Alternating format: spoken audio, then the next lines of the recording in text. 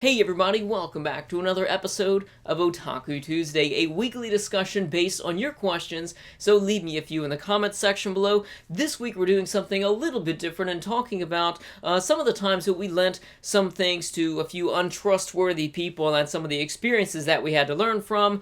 This is actually a response to a Happy Console Gamer video, which really inspired me to make this video here. It's linked in the description section. Check that out after you watch my video, but it's basically about this time where somebody had lent him way back in the day a few NES games, and the story just blew way out of control, and it was something that I didn't expect to happen, but it was actually a pretty good story.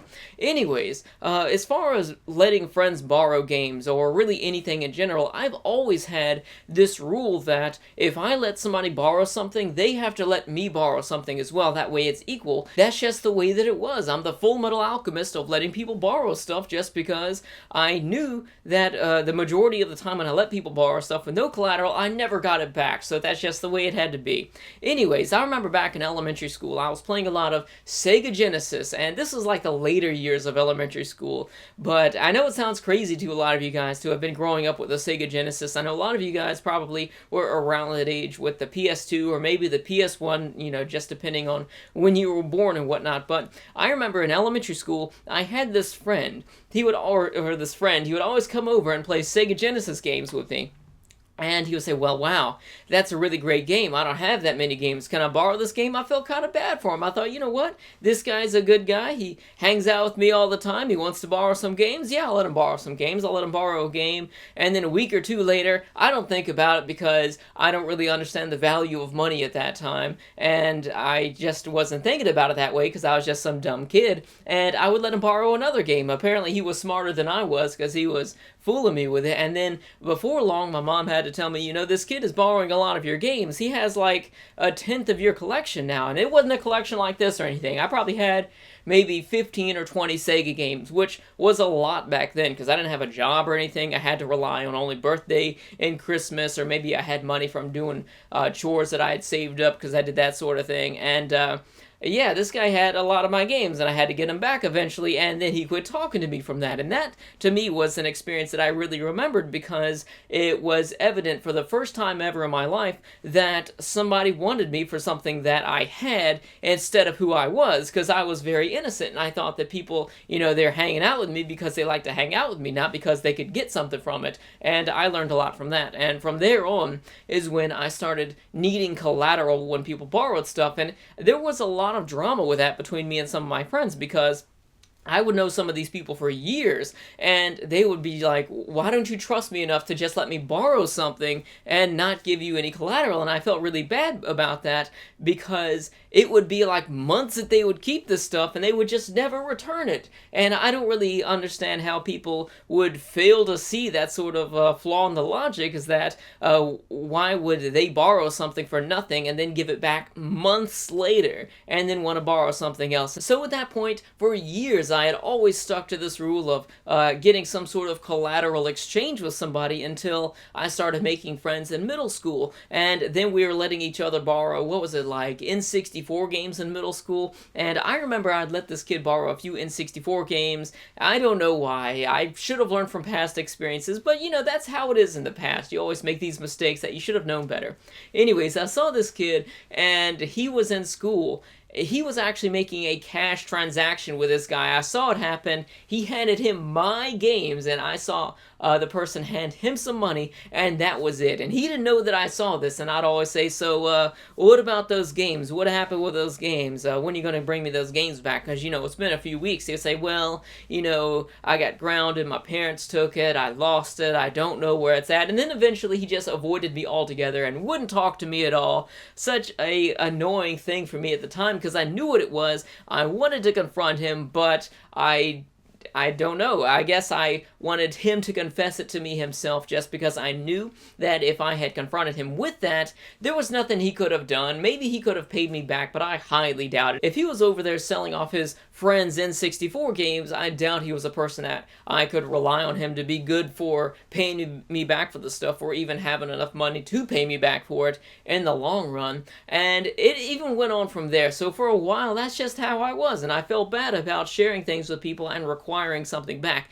And it's something something that even went on to this day. Like, even some of my past girlfriends, I felt really bad about that, because we would know each other for a long time, and this is something that I felt too embarrassed to even bring up. I kind of let them borrow stuff from me without having to ask for some sort of collateral, but just the way that I am, I would be at her house, and none of them ever knew about this, and I would say, can I borrow this, or can I borrow this, and of course they would say yes, and I would keep it until they would return to me what they had, and then I'll be like, oh yeah, and I forgot that I have this of yours too, and they never do about that, but it's probably just some weird thing that only I'm guilty of, just because, I mean, take it from me, relationships, they don't last, and there have been plenty of people out there who I would break up with. Well, not plenty of people, I don't get around that much, but there are a few people out there that have some of my stuff that I felt close enough with them that I could let them borrow anime, or video games, or movies, or probably other stuff. That I probably have 5 or 6 different outfits at some of these ex-girlfriends' houses that they would just taking home from here, borrowing, and just never give it back. So that's just the way it is. I always try to keep a clean slate with everybody and borrow stuff at the same rate that they borrowed from me. I remember a few times when I would let a friend borrow something and I would expect it back in one piece at least, and I would have their thing and I'd keep it in really good condition, probably in better condition than it would have been if it had stayed at their house, just because some people are slobs and treat things so badly that I was probably saving it from wear and tear, just keeping it here and not using it, or whatever little bit I used it, I took good care of it. But I remember there was this time back when I was playing N64, back when that was still relevant, and I remember back then, it might have been the same thing for you guys, maybe with a different console, but we would always buy these really funky, crazy third-party controllers with all of these extra buttons and gadgets and stuff, and all of these gimmicks that weren't important, and the controllers broke really easy. I remember I had this really great controller. I was really good with it, and I guess it was kind of cheating because it had an auto-fire button, and it had a few, like, macro selections on it, I think. I can't really remember, but because, you know, it's N64, it's a long time ago. I let a friend borrow it. I think the story was he was in a fight with his brother, and then he threw my controller at his brother all the way down the stairs, and it broke it. So to me, that was a lot of money. It was probably a $30, $40 controller for the N64, and I was just heartbroken by that because I loved the controller. It gave me an edge against playing against all of my friends, and from there, I had to, relearn the regular controller and everything, plus it was just the general loss of money. And then there was also this time in high school where I'd let a friend of mine borrow my GameCube, and to me, my GameCube had just sit around collecting dust because I had already gotten tired of playing Phantasy Star Offline and Animal Crossing. That's really all I ever did with my GameCube outside of playing a few other games, but I let him borrow that because I had my PS2, I wasn't really thinking about it, but I let my friend borrow it, and I remember this specifically as he was driving, or as his mom was driving off, that the controller was hanging out of the door by the cord, bumping along the road as he went away, and of course I couldn't catch them. I was on foot, they were in the car, and the controller was broken. I remember getting the console back, the console was broken, but to me that was something that was really irritating to me, and I think I might have quit talking to the guy for a while because of that, because the GameCube to me really meant a lot, because I bought that was the first console that I had ever acquired on my own. Everything else was like some sort of Christmas present to me, so that GameCube really meant a lot to me, and then it was broken, it was hanging out the door of the car. I should have been more cautious as to who I lent it out to. Now there's one last story that I wanted to share with you. This was actually the one time that I came out on top of the situation, the time I got the guy back. It was a good friend of mine, probably my best friend at the time, so this is something that really was a shock to me that he did something like this. I let him borrow some of my N64 games because he was going back and playing a lot of these retro games, and I borrowed some of his PS2 games, and then as he was in this huge fad of playing these retro games, he decided, you know what?